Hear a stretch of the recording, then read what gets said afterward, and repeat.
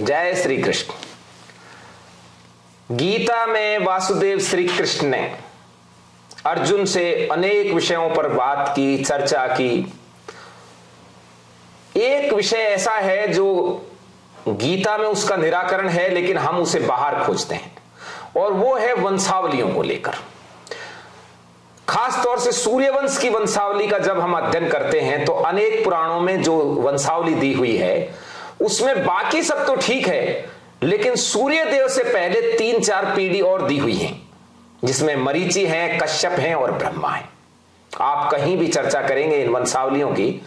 पिछले दिनों जब अयोध्या में राम मंदिर का केस चल रहा था, तब भी सुप्रीम कोर्ट ने जब ये वंशावली मांगी तो हमारे अनेक बंधुओं ने जो वंशावली प्रस्तुत की सूर्यवंश के परिवारों ने, उसमें अनेक लोगों ने ब्रह्मा, मरीचि, कश्यप, सूर्य इस तरीके से प्रस्तुत की।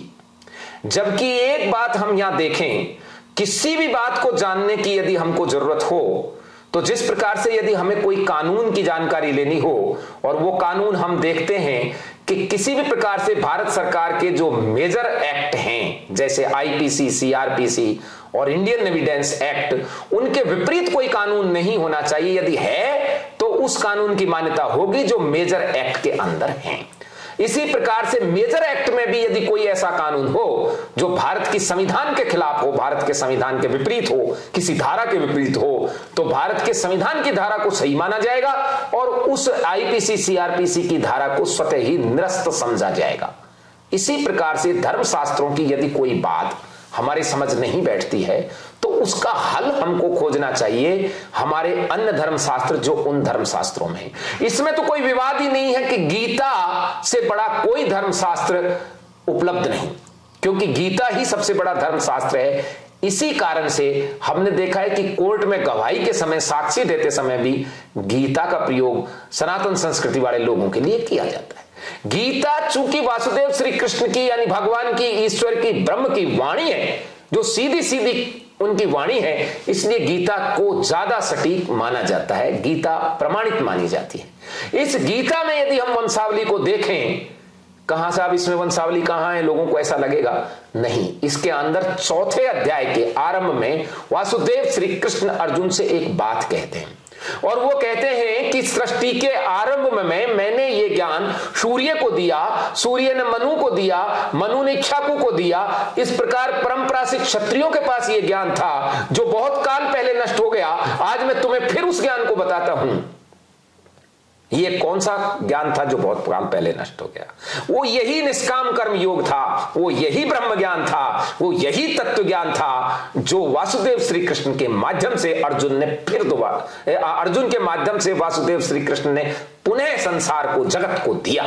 और वो गीता का जो ज्ञान है, वो निष्काम कर्म योग है। वो सृष्टि के आरंभ में, यानी सृष्टि के आरंभ में और कोई नहीं रहा उस ज्ञान का अधिकारी। उस ज्ञान को कृष्ण यानी ईश्वर ने, यानी नारायण ने, यानी ब्रह्म ने किसको दिया?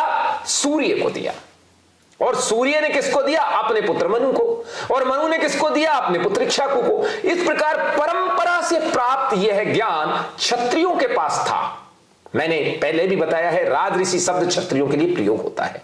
जो बहुत काल पहले नष्ट हो गया उसे मैं फिर सुना देता हूं, यानी फिर बता देता हूं। तो कुछ लोग जो ये कहते हो कि गीता का ये ज्ञान जो वासुदेव श्री कृष्ण ने युद्ध भूमि में अर्जुन को दिया, पहले क्षत्रियों के पास नहीं था, एकदम बकवास और झूठ है। क्योंकि इस गीता के, पूरी गीता के वाचन या पूरी गीता के कहने के बाद श्री कृष्ण से अर्जुन कहता है, स्मृति लब्धा, मेरी जो स्मृति है यानी जिसे मैं भूल गया था, वो लब्ध यानी प्राप्त हो गई, यानी खो गई थी। कोई चीज जो खो जाती है, जो पुनः मिल जाती है, उसको लाद गया बोलते हैं। और लाद गया शब्द लब्ध शब्द के बहुत नजदीक है। और ये लब्ध गया यानी मुझे फिर से वो प्राप्त हो गया जो मेरे अंदर पहले से ही था। ये थोड़ा सा हम 4थे अध्याय को और आगे देखेंगे तो अर्जुन शंका प्रकट करते हैं कि आपने कहा कि यह सृष्टि के आरंभ में ज्ञान आपने सूर्य को दिया, लेकिन सूर्य तो प्राचीन है, सनातन है, अनादि है, और आप आधुनिक हैं। यानी आपका जन्म और हमारा जन्म तो बराबर सा है, दोनों हम वयस्क थे, बराबर की सी उम्र के, समवय थे दोनों के दोनों। तो उन्होंने कहा भाई हम और आप तो बराबर हैं उम्र में, तो आपने ये कब दे दिया, ये मैं कैसे मानूं कि आपने ये ज्ञान सृष्टि के आरंभ में सूर्य को दे दिया। तब श्री कृष्ण कहते हैं बहुत से जन्म मेरे और तुम्हारे हो चुके। क्या कहते हैं, व्यतीनानी, हमारे और आपके बहुत से जन्म हो चुके हैं जिनको आप नहीं जानते और मैं जानता हूं। ऐसा कोई समय नहीं था कि जब तुम नहीं हो या मैं नहीं हो, ऐसा तो कोई काल ही नहीं था। यह बात खुद वासुदेव श्री कृष्ण अर्जुन से कहते हैं। क्या कहते हैं, देखिए, बहुनी में व्यतीतानि जन्मानि तब च अर्जुन तान्यहम वेद सर्वाणि न त्वं वेतथ परंतप। हे अर्जुन, मेरे और तेरे बहुत से जन्म बीत चुके हैं, हे परंतप उन सबको तुम नहीं जानते, मैं जानता हूं। अर्थात श्री कृष्ण और अर्जुन के अनेक अनेक जन्म हो चुके हैं जिन्हें मैं तो जानता हूं, यानी कृष्ण तो जानते हैं और अर्जुन नहीं जानता। क्यों नहीं जानता अर्जुन, क्योंकि अर्जुन च्युत है और श्री कृष्ण अच्युत है। अच्युत का अर्थ होता है अपनी विभूति से, अपने आप से, अपनी विभूति से अलग नहीं होना, अर्थात उस ब्रह्म स्वरूप से वासुदेव श्री कृष्ण किसी भी जन्म में अलग नहीं हुए थे। इसलिए वासुदेव श्री कृष्ण अच्युत हैं, यानी परात पर ब्रह्म हैं। लोग कहते हैं कि 24 अवतार हैं, 10 अवतार हैं, नहीं, यहां वासुदेव श्री कृष्ण तो कई बार जन्म ले चुके, लेकिन हर बार जन्म लेने के बावजूद भी वो अच्युत हैं।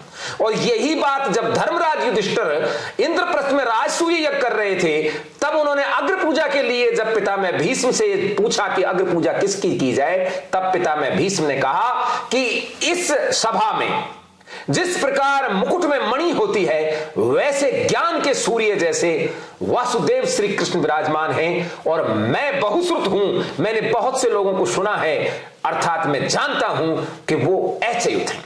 अच्युत का अर्थ होता है जो अपनी विभूति से कभी अलग नहीं हुआ। तो यहां कहने की यह बात है कि जो वंशावली है सूर्य वंश की, इस वंशावली में ब्रह्मा, मरीचि और कश्यप नहीं है। गीता की इस वंशावली को यदि हम देखें तो नारायण से सीधा नारायण की ही प्रतिमा मानी जाती है सूर्य देव, और सूर्य देव के बाद मनु, मनु के बाद इक्ष्वाकु, और इस प्रकार से परंपरा से क्षत्रियों के पास यह ज्ञान था, अर्थात क्षत्रियों की वंशावली है। कृष्ण भगवान ने यह क्यों नहीं कहा कि सृष्टि के आरंभ में मैंने यह ज्ञान ब्रह्मा को दिया और ब्रह्मा ने मरीचि को दिया, मरीचि ने कश्यप को दिया? नहीं, यही चीज है। इसलिए सूर्य वंश की वंशावली शुरू सूर्य देव से होती है और चंद्रवंश की वंशावली चंद्रदेव से शुरू होती है। इस वंशावली को हमको यदि शुद्ध समझना है तो गीता के इस 4थे अध्याय के आधार पर हमको ये दोनों वंशावलियों को समझने की जरूरत है। अपने पूर्वजों के ऊपर और नहीं बैठाएं। दुनिया के कितने ही श्रेष्ठ व्यक्ति, कितने ही श्रेष्ठ महामानव हो सकते हैं, लेकिन यदि वो आपके पूर्वज नहीं और उन्हें आप पूर्वज बनाने का प्रयास करते हैं तो ये आपकी अपनी माताओं का और अपने पूर्वजों का अपमान है। जय श्री कृष्ण।